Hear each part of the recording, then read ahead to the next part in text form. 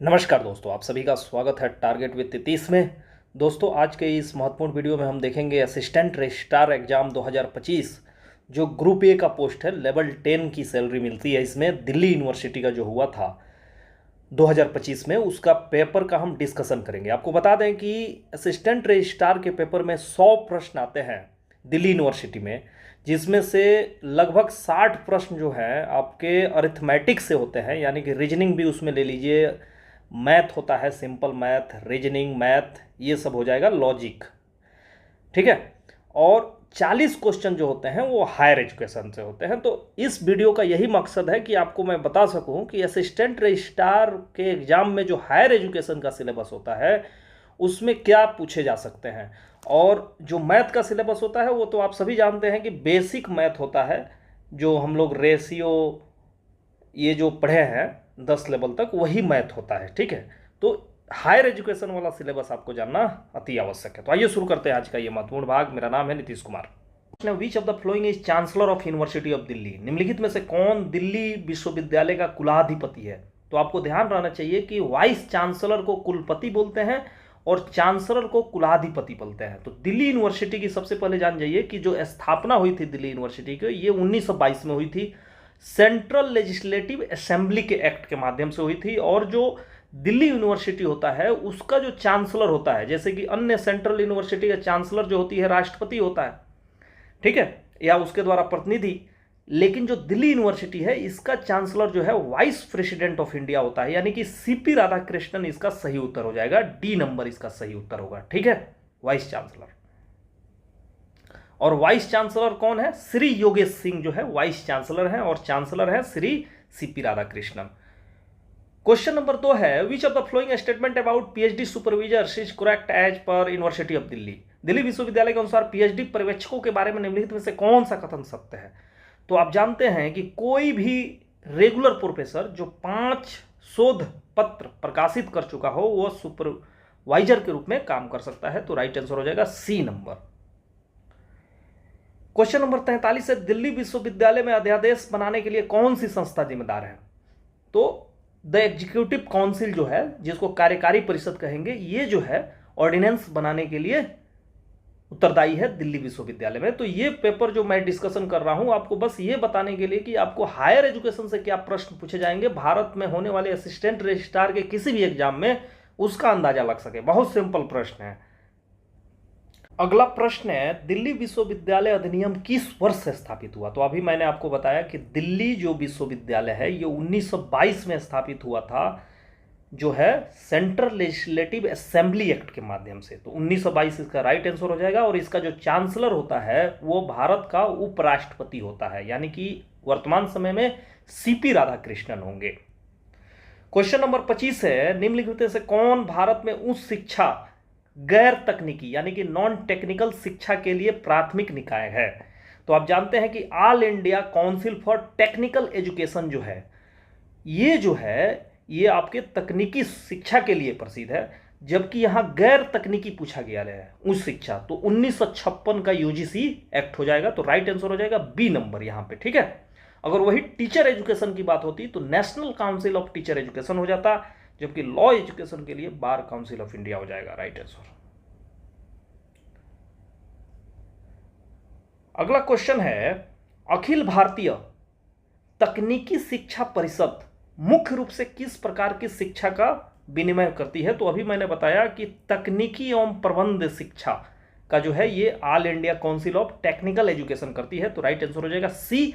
आपको ध्यान रहे कि इसमें से जो है 10-15 प्रश्न जो आगामी ड्यू का असिस्टेंट रजिस्ट्रार का एग्जाम होगा उसमें से सीधे पूछे जा सकते हैं। तो इसलिए आपको पूरा इसको जो है याद कर लेना है। अगला प्रश्न है, राष्ट्रीय शिक्षा नीति 2020 उच्च शिक्षा संस्थानों के लिए किस प्रमुख सुधार पर जोर देती है? तो ये जो है multi disciplinary and flexible curriculum यानी कि बहुविषयक और लचीला पाठ्यक्रम पर जोर देती है। तो राइट आंसर हो जाएगा सी।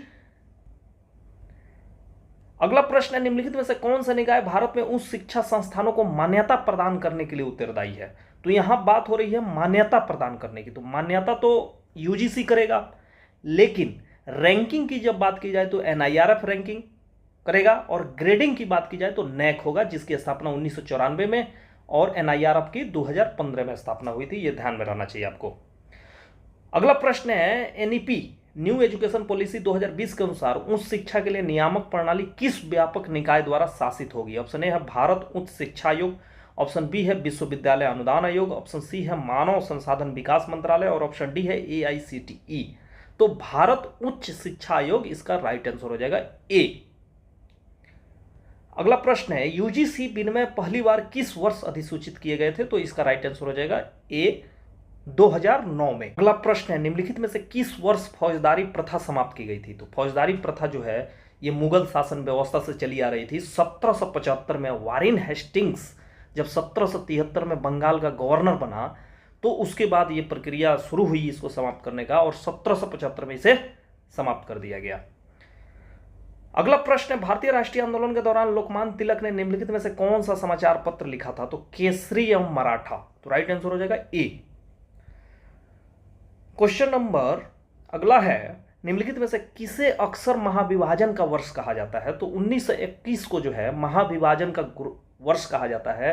1872 में लॉर्ड मेयो ने पहली बार जनगणना शुरू की थी और नियमित जनगणना लॉर्ड लिपन के शासनकाल में 1881 से शुरू की गई, जो अभी तक चली आ रही है, जो जाके 2011 के बाद जो है 2021 में होनी थी, लेकिन वो टूट गई कोरोना के कारण, और अभी फिर से जनगणना होने जा रही है। 1921 को महाविभाजन का वर्ष क्यों कहा जाता है? क्योंकि इसमें पॉपुलेशन ग्रोथ जो है निगेटिव हो गया था, यानी कि जनसंख्या जो है घटने लगी थी, और महामारी, अकाल और उच्च मृत्यु दर कारण था इसका। भारतीय राष्ट्रीय आंदोलन का पिता किसे माना जाता है? भारतीय राष्ट्रीय आंदोलन का पिता माना जाता है ए बाल गंगाधर तिलक को। किस स्वतंत्रता सेनानी ने तुम मुझे खून दो मैं तुम्हें आजादी दूंगा नारा दिया था? तो सुभाष चंद्र बोस इसका राइट आंसर हो जाएगा। भारत छोड़ो आंदोलन का नारा क्या था? करो या मरो भारत छोड़ो आंदोलन का नारा था।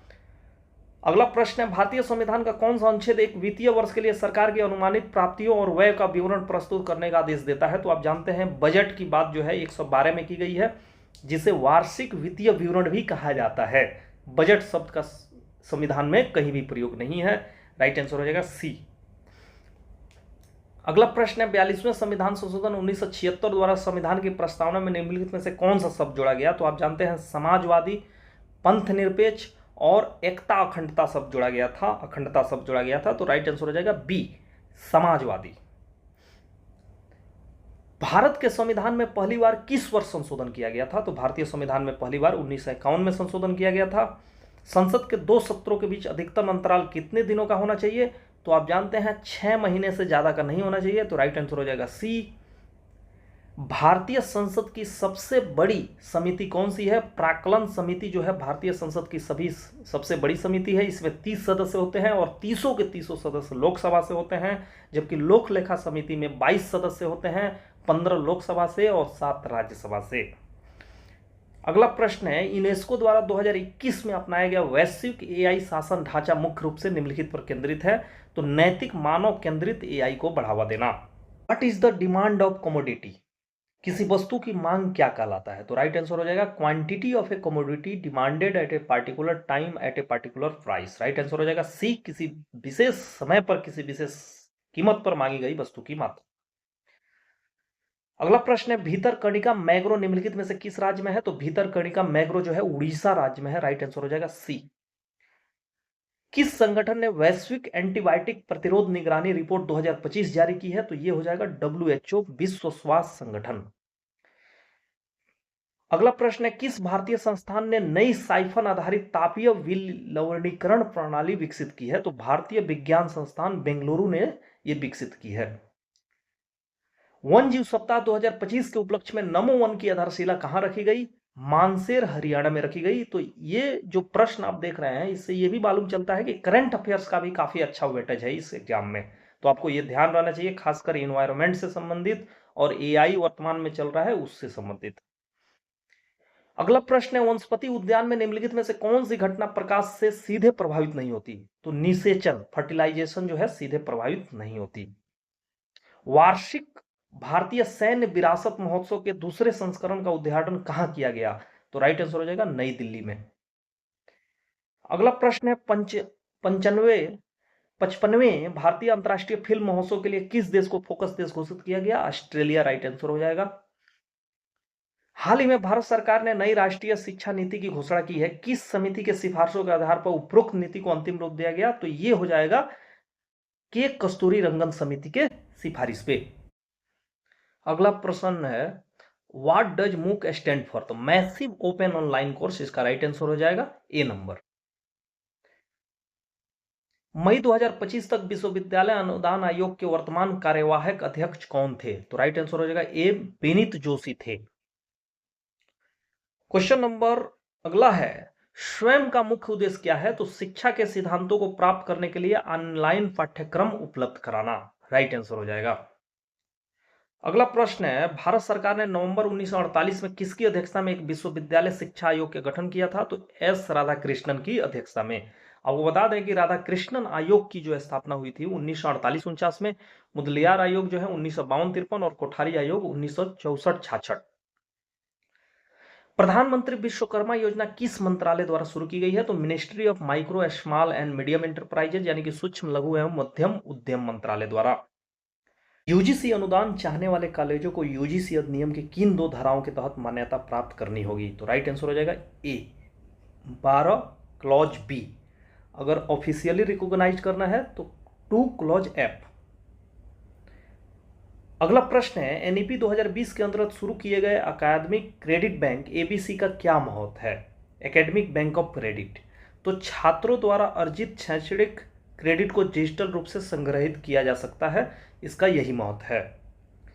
क्वेश्चन नंबर 79 है किसी उच्च शिक्षा संस्थान की नैक मान्यता जो होती है वो कितने अवधि के लिए वैध रहती है? तो 5 साल के लिए वैध रहती है। लास्ट क्वेश्चन है भारत में उच्च शिक्षा संस्थानों की रैंकिंग के लिए कौन सी संस्था जिम्मेदार है? तो रैंकिंग के लिए मैंने बताया था आपको कि एनआईआरएफ रैंकिंग जो है ये रैंकिंग के लिए जिम्मेदार है। तो दोस्तों ये रहा असिस्टेंट रजिस्ट्रार दिल्ली यूनिवर्सिटी के पेपर में आए हुए हायर एजुकेशन से जुड़े 40 अति महत्वपूर्ण प्रश्न और 60 जो मैथ्स के प्रश्न है, रीजनिंग के प्रश्न है, लॉजिक का प्रश्न है, उसको मैं नेक्स्ट पार्ट में लाऊंगा। इस एपिसोड से दीजिए इजाजत, नमस्कार।